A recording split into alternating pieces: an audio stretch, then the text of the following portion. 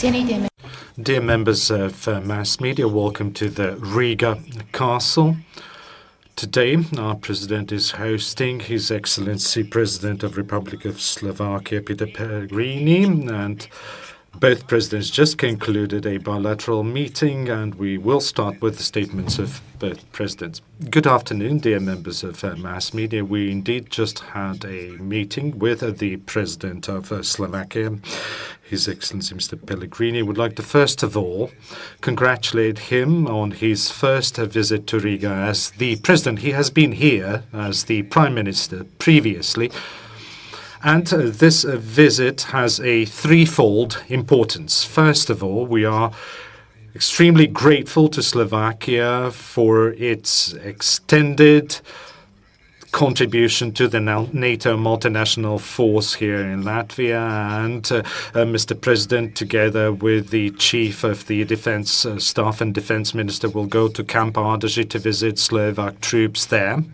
Secondly, this visit is important because this year our countries are celebrating 20th anniversary of membership in EU and NATO, and we are not only celebrating this anniversary but also celebrating extremely good cooperation that we have had over the years in these international organizations. And we also have a wonderful cooperation in many fields: trade, ICT, defense, and many other fields. What I would like to specifically underline is that until now, when it comes to our cooperation and strengthening of regional security, has been extremely fruitful. And just recently, the Secretary General of NATO visited the NATO multinational force and appreciated the readiness of the troops, both of Slovakia and Latvia during, for example, exercise like Resolute Warrior. So our cooperation is important not only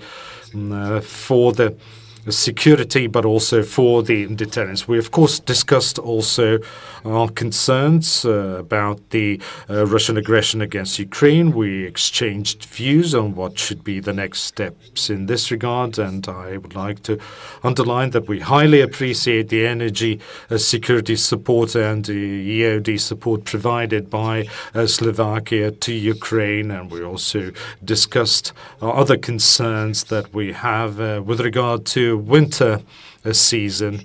In the context of Ukraine, we are now trying to understand how to support Ukraine militarily and politically, but any peace process, any political consultation should be based on the principle that we don't talk about Ukraine without Ukraine. And of course, it is obvious that we need to continue supporting Ukraine so that it would be able to fight back this aggression, and then Ukraine needs to make political decisions in this respect. Would like to also underline that we highly appreciate the good cooperation we have had with Slovakia in the EU. We will have a lot of consultations with regard to next cycle of the multi-annual financial framework. We will also continue consultation of various EU policies, including enlargement policy with respect to Balkans, Ukraine and Moldova and other EU affairs. And this is where I should probably stop and hand it over to my colleague from Slovakia.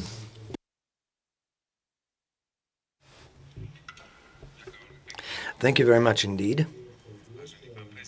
Dear Mr. President, thank you really very much for a very kind reception and very open and friendly discussion we've just had during our working lunch, where we could freely touch upon any topic, as it is customary to two friends and partners, and I thank you for that very much.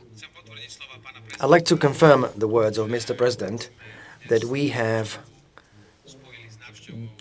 joined this visit, state visit, with the visit of our contingent in military mission in the multinational brigade, which operates here in Latvia. Slovakia has been a many-year part of this military operation now, and the current cycle of the presence of our forces here with the artillery forces in particular, with their equipment of our Zuzana howitzers, are going to be replaced next year with another specialization where we're going to strengthen this multinational brigade with our special forces that focus on chemical protection, including anti-nuclear protection. So we're going to bring the best equipment our special units have at their disposal and rotating the artillery battery, which has been here for many years.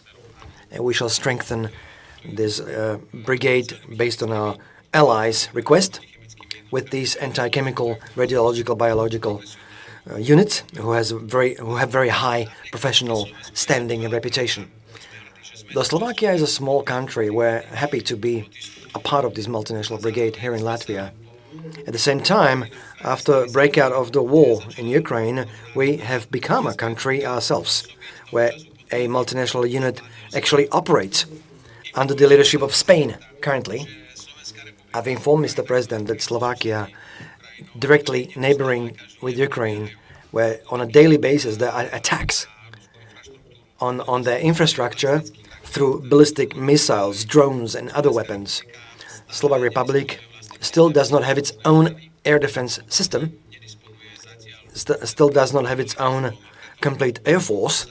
So this is where we feel threatened, because Latvia too has been a witness to how airspace of Latvia has been disrupted by a Russian drone which actually crashed in your territory.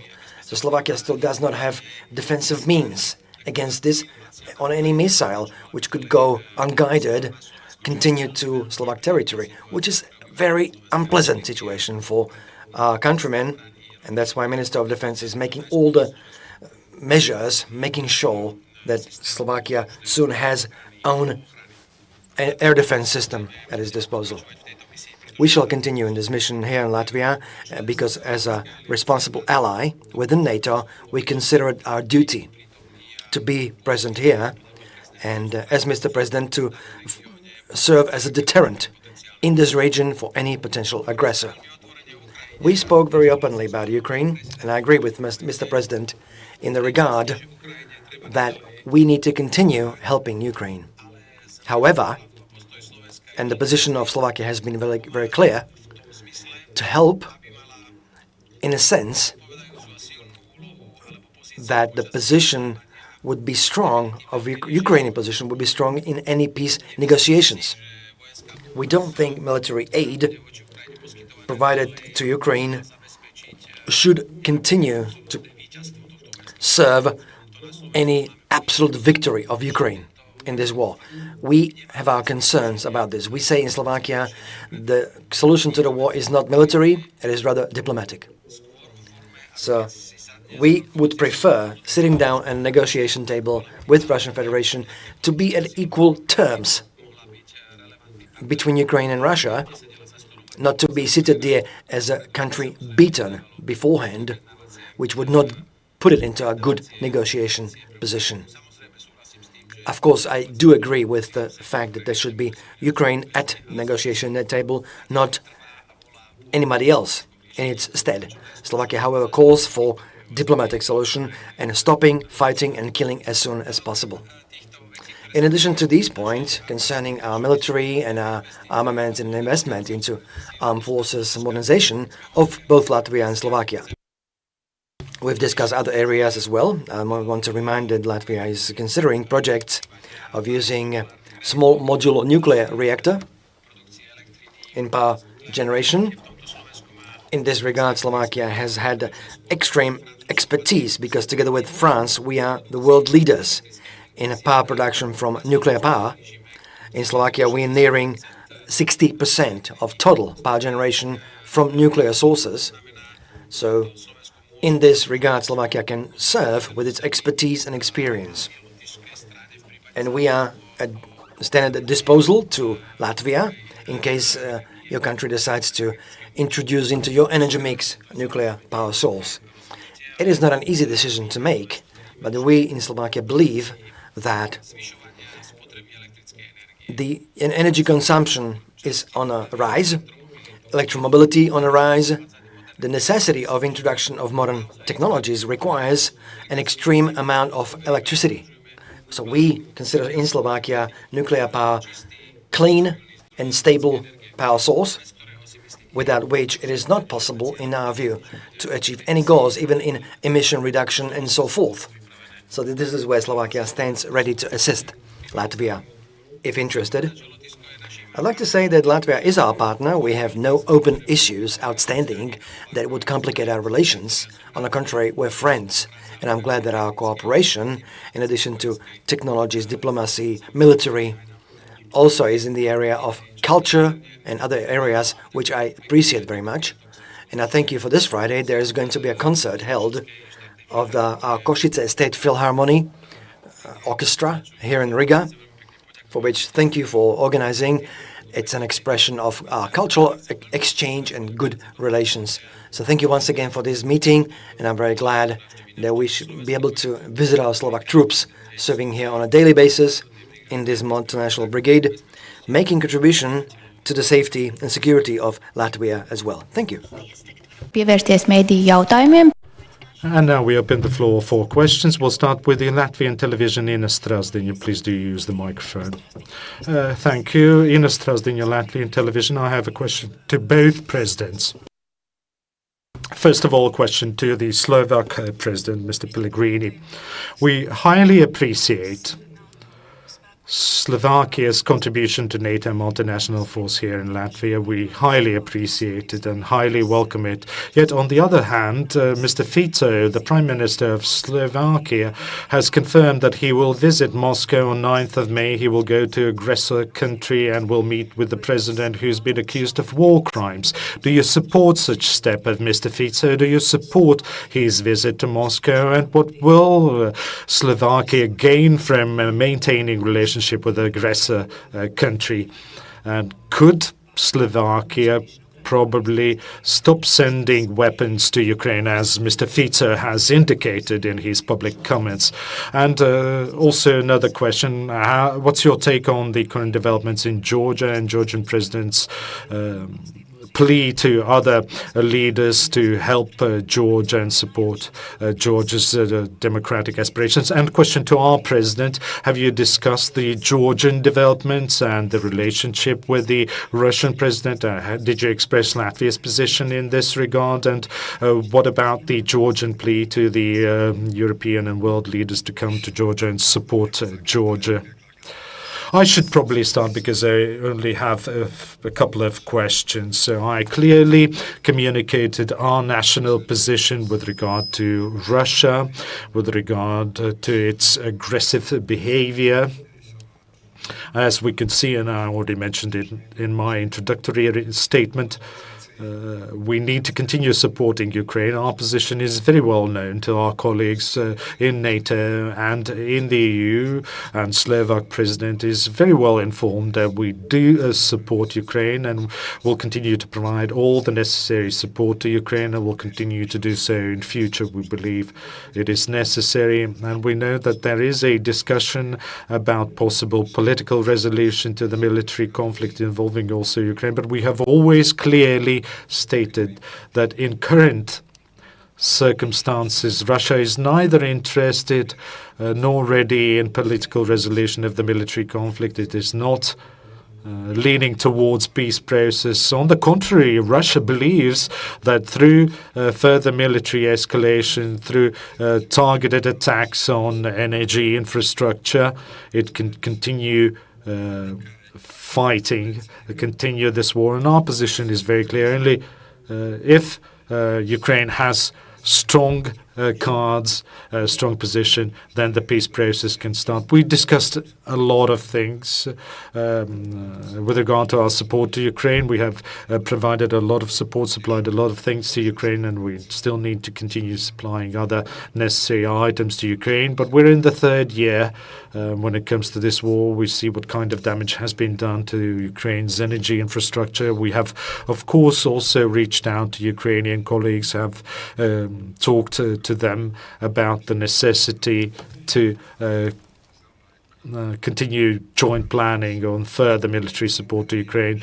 Today's meeting, as well as other meetings in different other formats that we have had with Mr. President, for example, NATO summit or the so-called IRL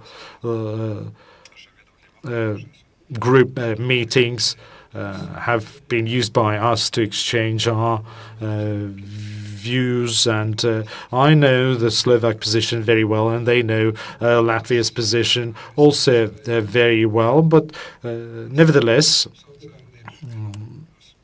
there are some areas in which we will think differently.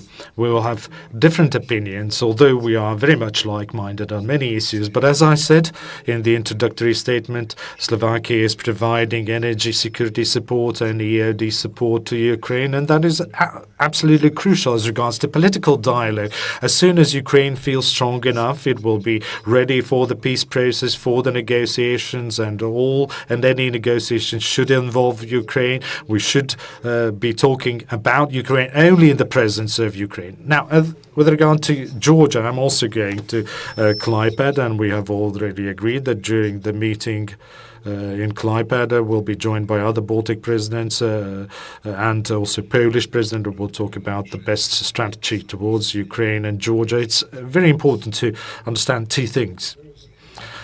First of all, what is happening in Georgia, and we have reiterated this numerous times, violence against protesters, different problems with elections are absolutely unacceptable.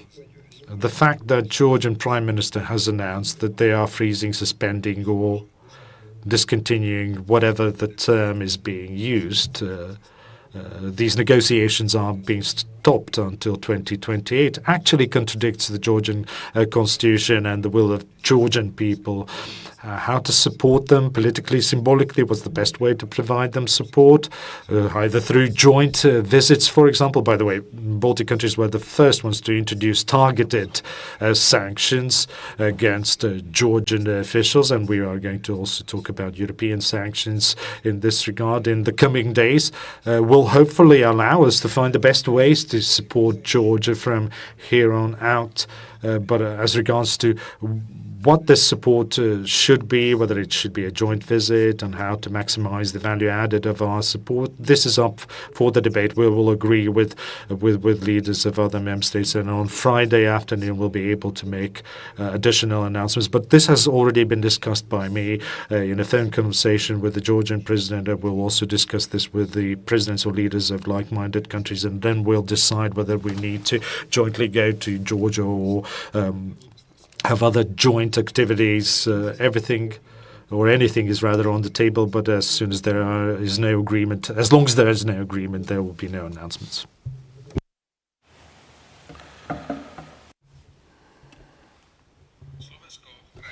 Slovakia has been helping to Ukraine quite substantially. Slovakia is no longer able to provide any weapon systems from its stock because the stock has been depleted that could be made available. On the contrary, I'd like to remind that without any investment into military industry in Slovakia, our government has made over the past years, it would not be possible to supply Ukraine with ammunition, because only this year Slovak hands have I've lost the microphone. Okay, have provided a large number of ammunition. I missed the number. Apologies. Nearly 90% of energy infrastructure in Ukraine has been decimated and destroyed. That's why Slovakia, due to its capacities of energy power generation, is capable of exporting a major part of its electricity to Ukraine. We've invested into increasing capacity of the interconnection of our two grids, so we were able to ship the energy to transmit it to Ukraine, because we are concerned that it could be a second wave of migration, really a migration crisis, refugee crisis, which will no longer be caused by military conflict as 2 years ago, but due to the fact of lack of heat or energy or any supplies with basic supplies in Ukraine. So that it could happen, other parts of refugees will look for refuge in other countries from Ukraine, and Slovakia must be ready for that. through Slovak border after military erupted, more than 2 million Ukrainians have crossed. 130,000 officially remain in our country. They are integrated, children attend school, mothers have found work. They have no problem at all.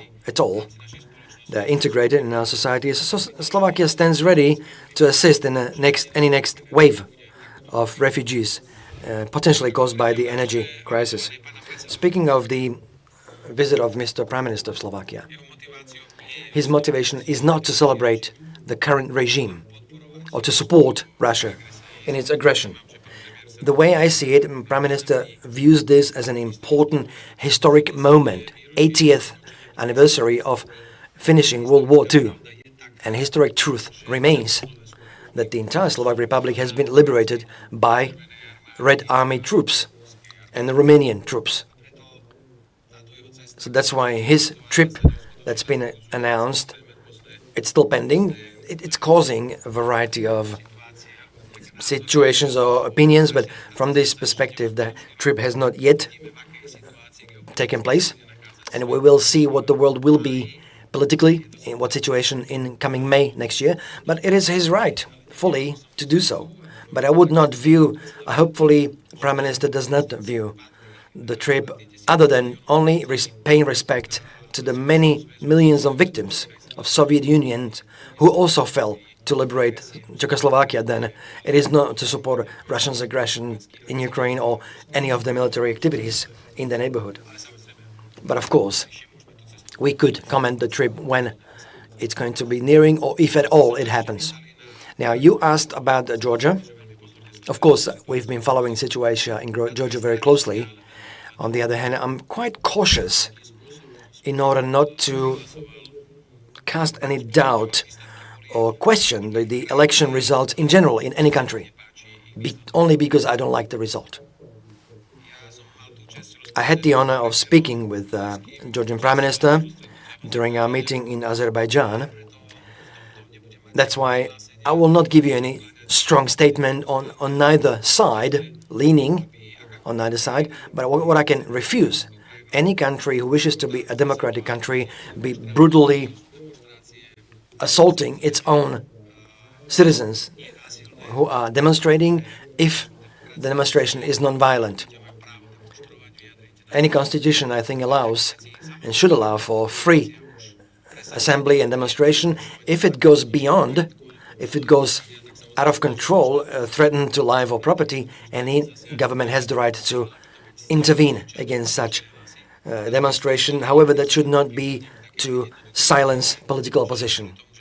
Now, I'm not going to revert to simple rhetorics of doubting election results in any country because of questionable election, and I'm not going to take any hasty conclusions attacking government of Georgia because some leaders in Europe have different opinion. One must be a bit more cautious about this and to take heed of what the citizens, majority of citizens, have chosen. There is opposition in any country, but there's always a government in any country governing that has received mandate from majority, and I have no data to support manipulation of elections there. Veronica, please. Good day, this is Slovak Tier 3 TV. I have a question to both presidents. You do not agree on military support to Ukraine. It's already been mentioned a couple of times. Mr. Slovak President, you say that Slovakia wishes to help diplomatically. I'd like to ask you, could you specify a bit more how Slovakia can help diplomatically in any negotiations of peace or stopping the conflict? Mr. President of Latvia, kindly, do you also see possibility of diplomatic conclusion of the war? And if so, who should be the one mediating that, and when should that happen? If I may correct you, we do agree with Mr. President that helping Ukraine will continue. But from my perspective, the assistance is not something I see that should bring a definitive victory of Ukraine, because that's something we consider as impossible. We don't expect the conflict could be concluded militarily by a total victory of Ukraine and completely pushing out of all Russian troops from all occupied territories. We must admit that. And also, former Secretary General of NATO, other leaders start speaking about this diplomatically and cautiously, seeing that after nearly 3 years, there is no military solution. That's why I say only diplomatic solution is the one possible. And we say Ukraine should have a strong negotiation position. It should have military power at its disposal to be a relevant partner, because Ukraine cannot be seated at negotiation table with a pistol at its temple by its head, because that would be unfair right from the start. So it can have the support of our NATO allies. However, in order to give it stronger negotiation position with Russian Federation, to help it find a reasonable solution, which must be decided by Ukraine, that they are willing to accept any compromise. Cannot be done without Ukraine. And we are calling for such diplomatic solution. We could help it. We could provide Slovakia, Bratislava as the place where talks could be held as a neutral small country with no major power ambitions. This military conflict can be concluded and started negotiating post-war arrangements only by major players of the world, such as China, India, Brazil, and other countries, with Russia and Ukraine as the conflicting partners. They have much more strong power. Slovakia is not going to negotiate peace. We are calling for peace. We want them to sit at a table and stop killing civilians and troops on both sides. Every killed soldier is a great tragedy for their families, and that needs to be stopped as soon as possible. Yeah. Yes, but if I understood the question correctly, the question was about what kind of diplomatic efforts could be made in order to help Ukraine. Is that correct? I do believe that we are in a rather difficult situation. Everyone urges Ukraine to start peace negotiations, be reasonable, think about future. But while it is also continuing war, to be diplomatic, nothing has been said, though, about Russia in this regard. What we are hearing from Kremlin in recent weeks is just the contrary. They are saying no to any negotiations, and they say that they need to reach their goals of their special military operation, as they are calling it. As you remember, the goals are to dissolve the Ukrainian government, to disarm the Ukrainian army, and to denazify Ukraine, which is a strange goal that nobody understands outside Russia, especially in Ukraine, where a lot of people died during the Second World War, and a lot of people perished because of the Nazis during the Second World War. So we're in a situation where we are trying to force the victim to give up their position and are saying to the aggressor, or showing to the aggressor, that they can literally do anything. So in a diplomatic sense, we need to continue providing support to Ukraine. And next year, by the way, the budget consultations in the parliament are starting today, and 0.25% of our GDP will go into the military support to Ukraine. However, at the same time, we need to continue applying pressure on Ukraine through economic sanctions and by mobilizing also international community, or engaging international community. When Russia will understand that it can make no progress, then it will be ready for diplomatic or political resolution of the conflict. That might also create a necessity to hold peace negotiations, and there will be a need for a venue for that. As regards to those negotiations, I already reiterated, as I answered the previous question, that nothing with regard to Ukraine should be discussed without the participation of Ukraine itself, and we will try to support the peace process that is based on NATO, UN Charter, UN Charter. And as far as we understand, the way we see the situation at the moment is that there are too many unknowns, so it's very difficult to predict when this peace process could actually be launched. As you can see, both NATO and EU